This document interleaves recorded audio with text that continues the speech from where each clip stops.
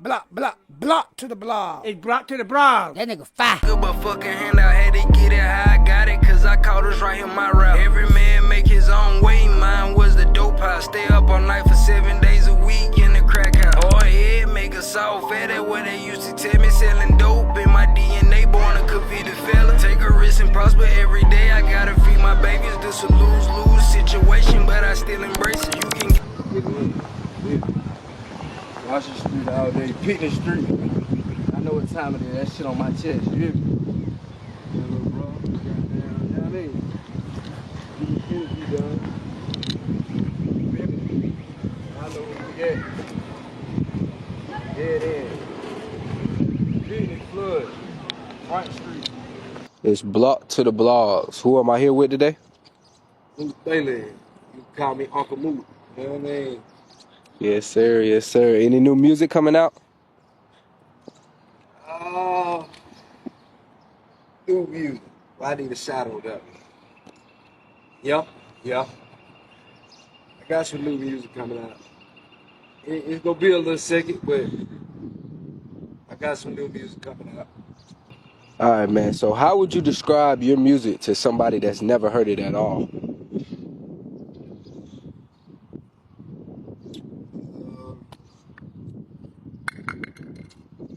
It's more like trap music, you know what I mean? Music you can make some money to. Not on no drill shit. It's more based off of making money, shit like that, you know what I mean? Back to if somebody's never heard of you. If somebody's never heard of you, what's one track you would tell them to go listen to that you have? Ooh-wee! Well, I got a catalog, yeah. Well, I got a catalog. Why? I can't say a specific song, because now, like, some of my songs are becoming movies. Like, I wrote books doing movies based off of my music. Because everything I speak in my music is basically a movie.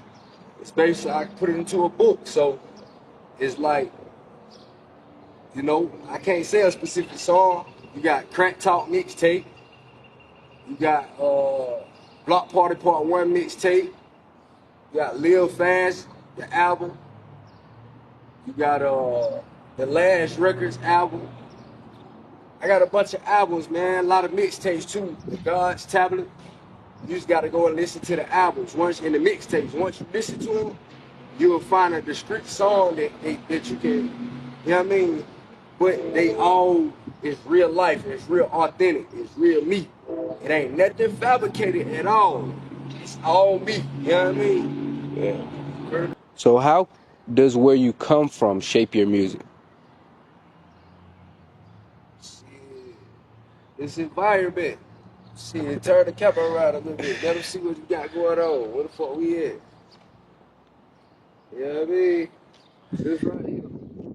Trash on the ground. Feel me? All type of goddamn shit. This is what shape. You know what I mean, the good, the struggle. You know, grind. Stay consistent. Every day waking up not knowing what the day gonna bring, you know what I mean? But make something out of it, you feel me? Something that'll make you prosper in life or something, you know what I mean?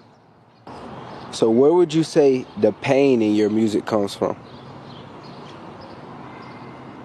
The shit that I go through every day, you know what I mean? I learn how to write poetry with the things that I go through. You know what I mean? I learn how to put it in words. I might not be able to talk and speak to a therapist or no shit like that. But if I was to if I hear a beat, I could put it into a song. It's basically like poetry. I just take it and put it all together and put a little flow to it and make it sound better. You know what I mean? Yeah. Something that you would be able to, or anybody could relate to. Who would you say your biggest support would be? Anybody that motivate me to keep going. Anybody that's in my ear that's telling me like, well, you got it. Just keep going, never stop. You know what I mean? Just stay on your grind, stay focused. Through all the agony and all that shit, just keep going, bro. Just keep going. You feel me?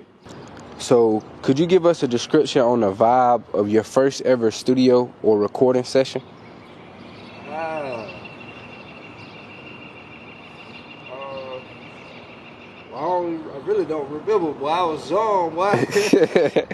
But I was young, but at the same time, I kind of remember. We all in the studio, burning. You know what I mean? Just came up with some shit called. Well, it's not one of my first sessions, but I would consider this one of my first sessions. The song called "Start the Show." You know what I mean? Start the show. What's your take on the YNs? What's my take on the YNs? Nigga smart, bro. You know, different generations, you know what I mean, come up off of different things. Like, I came up off of listening to Bootsy. This generation come up listening to Youngboy. They got the same discreet sound, but Bootsy music is based off of trapping. YN is based off of, you know what I mean, getting down with the get down, you feel me? So when you put that shit together, it's basically all the same thing, you know what I mean? It's basically all the same thing. You just gotta take out of what you take out. I listen to some of the YN's music. I look at, you know what I mean? I got a lot of little YNs that I fuck with, so, you know, when it come to YNs, you make it what you make it as. I was a YN once, but we wasn't called YNs, you know what I mean? We wasn't called YNs, but now, shit, I'm reaching a state where I'm old. I'm getting old. OLD, outliving dummies, you know what I mean? So this shit different. This shit hit different, you know what I mean? What's the take on people calling you Unc or Big Bro? What's your take on that? Shit. I'm up, you know. Shit, I experience shit. Teach people, teach the YNs, get a game, you know what I mean, to the YNs like an uncle. You know what I mean? Like a big brother or something, you know what I mean? Like a brotherhood father type of thing, you know what I mean? You know, shit, what I done learned and I done experienced it, and I see you going through the same thing, or I see somebody else going through the same thing that I went through, I'm able to be there for them and be able to teach them what way to go and what way not to go. I ain't gonna tell them not to do it, but I will tell them a better way to do it, a better way to go out of it, you know what I mean, to go about it. You know, that's the point of being Unc, you know what I mean? So, how do you feel about the whole Gucci and Pooh Shiesty situation? How do you feel about that, man? What you think? Where you think Gucci stand at now? I mean, Everybody know you love Gucci. yeah. We gotta know what's up with Uncle Mook, man. What's up with Uncle Mook, and where do Gucci stand with Uncle Mook? I'm gonna say this.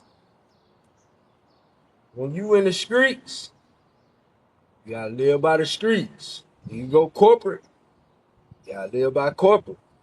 Yeah, being in corporate, it's sort of like the streets, but it ain't the streets. So you know, I ain't gonna say, oh, he was supposed to tell, even though I don't really consider that as him telling. I say he said too much in the song that he made, he dropped, you know. But when you moving up, sometimes you gotta move different. You know what I mean? And it's certain codes that you can live by these days, and there's certain codes you can't live by these days. Cause nowadays, people who made certain codes that we supposed to live by, most of them people not even here no more. So it's different. Like these youngins don't have, they have no guidance on, the code of what these codes placed and set in place for. So you know, you just gotta take the good with the bad, and you know what I mean.